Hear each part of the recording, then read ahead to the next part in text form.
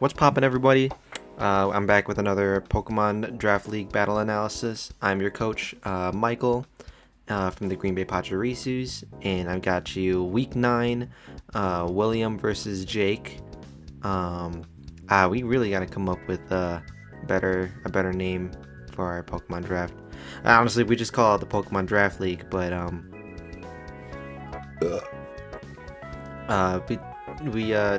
hold on, sorry. I'm recording super late at night. I have no idea what I'm talking about, but I'm just going to come here and give you this week's battle. Yeah, so William, after a loss with Kyle and then had a bye week 8, is coming back with a vengeance for Jake here, trying to get his last dub in here, even though he can't make it to playoffs. But wait, does he go to playoffs? I don't remember. Alright, he does make it to playoffs. Just checked right now. He does make it to playoffs if he wins. But he's currently at a 3-4 streak right now, and he's trying to, or 2-4. 2-4? 3? I should really check this shit before I start. The inner machinations of my mind are an enigma. He's got a 2-5 streak right now, not looking so good, but if he can make it in here with his last dub, he will just barely make it into the playoffs for this league. And he's rocking his usual team with Ceruledge, Tinglu, Gallade, Salazzle, Dashbun, and Farigiraf. And Jake coming in here with these staples. Dragapult, Iron Moth, Palmot, and Sylveon with Cloyster and Luxray. Finally taking Luxray off the bench. Probably just wants to use it at least once in the season. And maybe he can put some work into it with like Guts Flame Orb or something along those lines. We can see what he brings this week. So we'll go ahead and start it off. And the lead Gallade versus the lead Dragapult. Now, lead Dragapult is not bad. It's just like a pretty safe play since it's so fast. You can pretty much just like scout anything.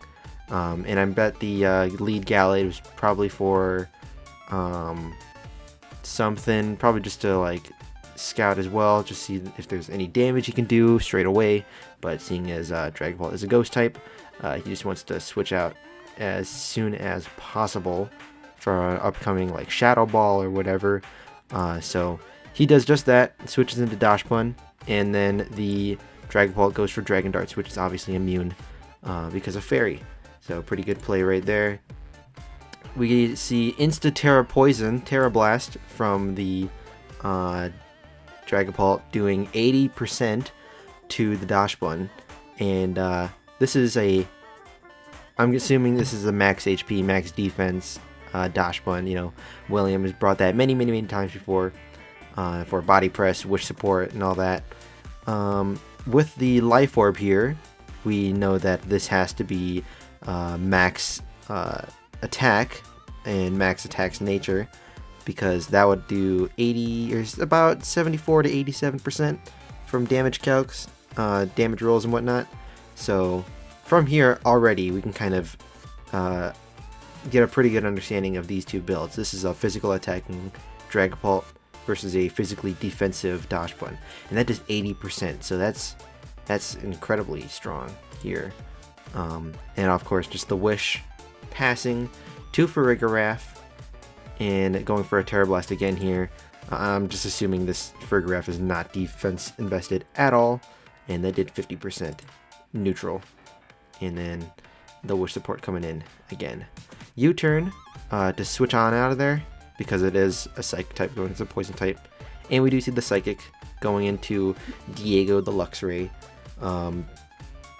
Here we do know from this, we can kind of assume from damage calcs that it's not Assault Vest. It's not Guts Flame Warp like we thought. It's Intimidate and some other item. And let's see. Yeah, Assault Vest would have done way too That did way too much damage to be Assault Vest, basically, since it would only do like 50 to 40%. And I don't see William not putting like max special attack. He probably is running like modest or at least timid, but 252 special attack for sure for the max damage output. But Jake would probably have to have some special defense investment in there for that to only do 65%, because that typically would do a lot more unless there's something that I didn't see. But yeah, with the life orb investment, max special attack, that would typically do a lot more damage. I think around like 70%, but unless it was just a very, very low roll with the psychic, which is interesting to see. Crunch KOs the awkward giraffe thingy, and then we see here it's not choice scarfed, which I thought might have been an option when I was doing my notes. I thought maybe choice scarf could be a thing for like revenge killing, but it is what is it? Not, because it went for Ice Fang right here, only doing 22% to the Ting-Lu, meaning that this Ting-Lu is probably max defense, max HP, with a bold nature, something that I know William has done already, because I build with him, obviously. So here we see that it does that much damage and falls in line with the calcs. And then Stealth Rocks go up, which is Chip. Chip is Chip. Here we hear the Whirlwind coming in. I don't know why he didn't just go for Earthquake. I mean, as we'll see here, he's just deathly afraid of clicking Earthquake. Even if there is like a Air Balloon Mon, as we see here. Dragon Darts coming out, only doing 29% total. He clicks Ruination, not Earthquake, even though Earthquake is hella free. Dragon Darts again coming in, and then he just whirlwinds him out. Like, come on, man. Click Earthquake! And then Johnny here, the Cloister with Icicle Spear coming in, KOing the Dragon Darts already. I don't know why William was so afraid of clicking Earthquake. Just my thing here is just that it's super free. He's got 3 Pokemon weak to ground. Even if he switches to like Sylveon or Cloister, you can just click Ruination afterwards, take a hit, instead of taking all that chip damage from Dragapult with the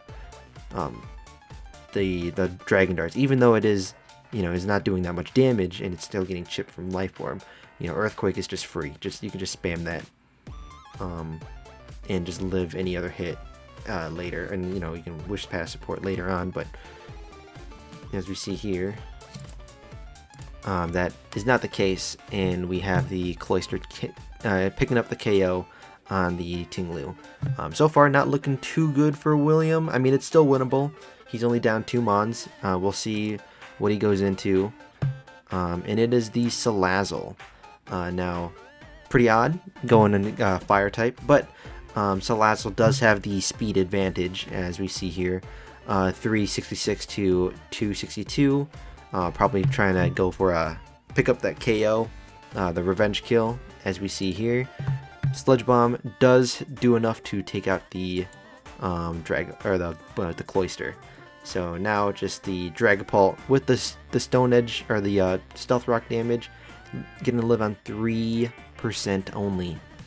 And we see here that the Salazzle is actually faster, which is crazy since its max is 421.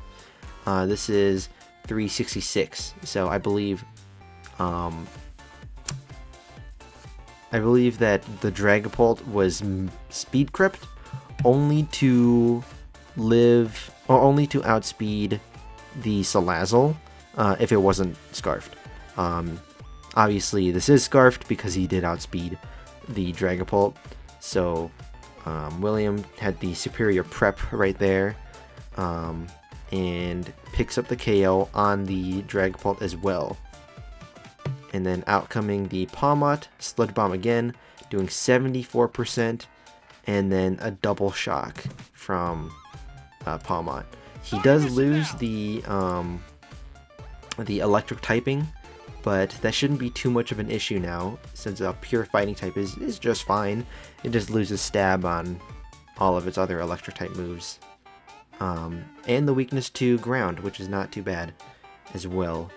But then out coming the Zero, I will nickname it, Zero, coming out onto the field. And we'll see here that he switches out into the Luxray. Pretty good play for the Intimidate boost, or drop. And then Shadow Sneak with the SD, picking up the first KO that we see here. Then Sylveon coming in, Iron Head, amazing prep, killing the Sylveon in one hit. Then living a Psychic from the Iron Moth, getting Bitter Blade, recovery, and then Shadow Sneak to kill. And that will do it from the Zero here.